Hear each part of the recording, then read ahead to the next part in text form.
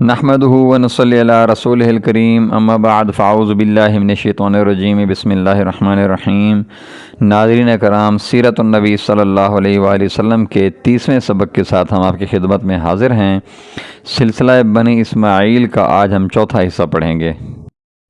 اللہم صلی علی محمد النبی الامی وعلی آلہ وسلم تسلیما کثیرا کثیرا۔ مقام قربانی۔ تورات میں قربانی گاہ کا جو موقع بتایا ہے وہ مریا ہے۔ یہودی کہتے ہیں کہ یہ وہ جگہ ہے جہاں حضرت سلیمان علیہ السلام کا ہیکل تھا۔ عیسائی کہتے ہیں اس جگہ کا نام ہے جہاں حضرت عیسیٰ علیہ السلام کو سولی دی گئی۔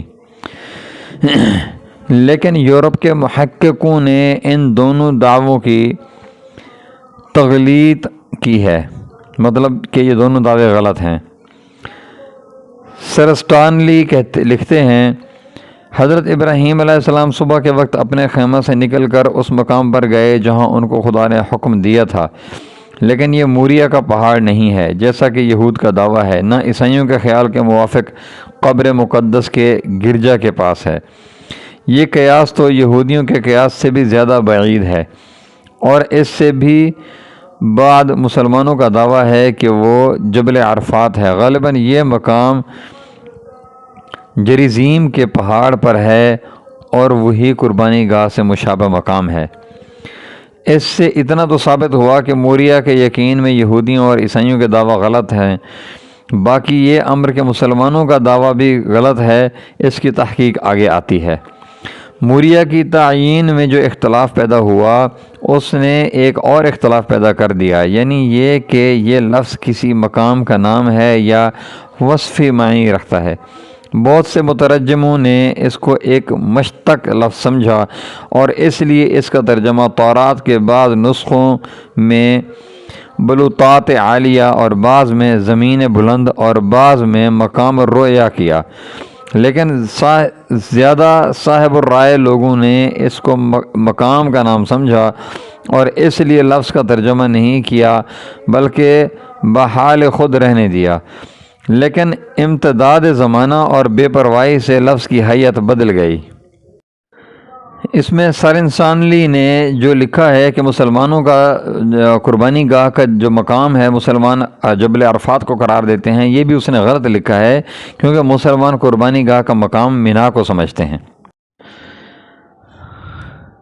لیکن امتداد زمانہ اور بے پرواہی سے لفظ کی حیت بدل گئی، یعنی موریا کا مورا ہو گیا، خصوصاً اس وجہ سے کہ عبرانی زبان میں دونوں لفظوں کا املا قریب ہے۔ مورا کی نسبت تورات میں تصریح ہے کہ عرب میں واقع ہے، تورات میں ہے، اور مدیانیوں کی فوج شمال کی جانب مورا کی پہاڑی پر وادی میں تھی، مدین عرب میں واقع ہے۔ تمام واقعات اور قرائن کو پیش نظر رکھا جائے تو ثابت ہو جائے گا کہ یہ لفظ مورا نہیں بلکہ مروہ ہے، جو کہ مکہ معظمہ کی پہاڑی ہے اور جہاں اب سعی کی رسم ادا کی جاتی ہے۔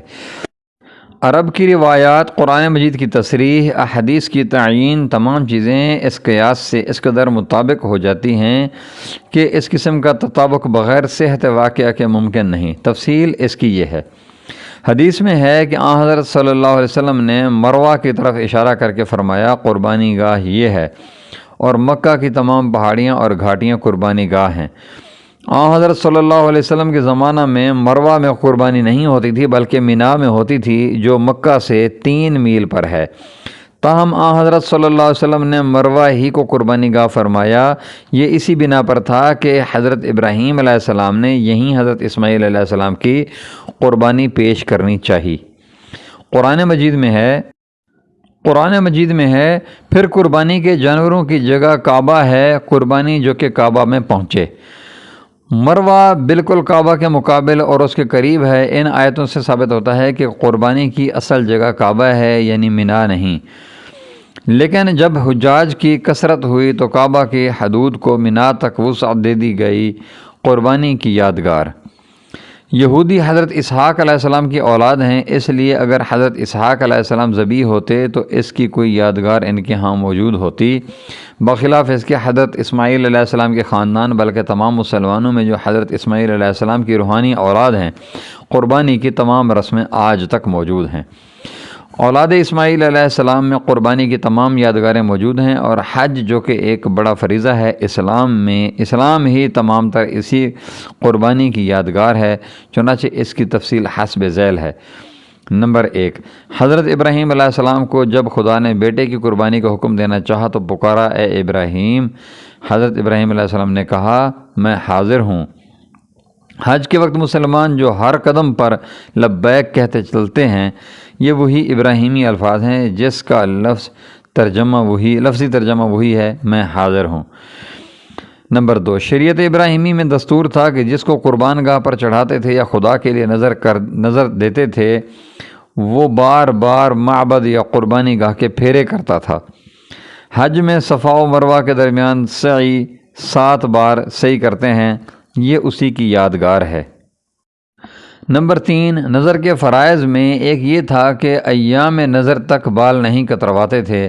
حج میں بھی یہی دستور ہے، جب احرام اتارتے ہیں تب بال کترواتے یا منڈواتے ہیں۔ خود قرآن مجید میں اس شعار کا ذکر ہے، سروں کو منڈائے ہوئے۔ نمبر 4، حج کا ایک ضروری رکن قربانی ہے، یہ وہی حضرت اسماعیل علیہ السلام کی قربانی کی یادگار ہے۔ اسی بنا پر قرآن مجید میں فرمایا ہے، حضرت اسماعیل علیہ السلام کی قربانی کے بدلے ہم نے ایک بڑی قربانی قائم کی۔ یہ دلائل تورات کی تصریحات و کنایات کی بنا پر تھے۔ قرآن مجید کی روح سے قطعاً حضرت اسماعیل علیہ السلام کا ذبیح ہونا ثابت ہے، اگرچہ بہت سے مفسروں نے غلطی سے یہودیوں ہی کی روایت کی تائید کی ہے۔ قرآن مجید میں قربانی کا واقعہ ان الفاظ میں مذکور ہے، اور حضرت ابراہیم علیہ السلام نے کہا، میں اپنے خدا کی طرف جاؤں گا، وہ مجھ کو راستہ دکھائے گا۔ خدایا مجھ کو وہ اولاد دے جو نیک چلن ہو۔ تو ہم نے اس کو ایک سمجھدار لڑکے کی خوشخبری دی۔ پھر جب وہ لڑکا اس کے ساتھ چلنے لگا تو ابراہیم علیہ السلام نے کہا، بیٹے، میں نے خواب میں دیکھا کہ میں تجھ کو ذبح کر رہا ہوں، تیری کیا رائے ہے؟ آیات بالا میں مذکور ہے کہ حضرت ابراہیم علیہ السلام نے اولاد کے لیے دعا مانگی اور خدا نے قبول کی، اور وہی لڑکا قربانی کے لیے پیش کیا گیا۔ وما علینا الا البلاغ المبین، وآخر الدعوانا ان الحمد للہ رب العالمین۔ جزاکم اللہ خیر و احسن الجزاء۔ ناظرین کرام، کل ہم انشاءاللہ سلسلہ اسماعیلیہ کا آخری حصہ پڑھیں گے، اور اس سے آگے پھر مکہ معظمہ کے حوالے سے ہمارے اسباق شروع ہوں گے۔ جزاکم اللہ خیر و احسن الجزاء۔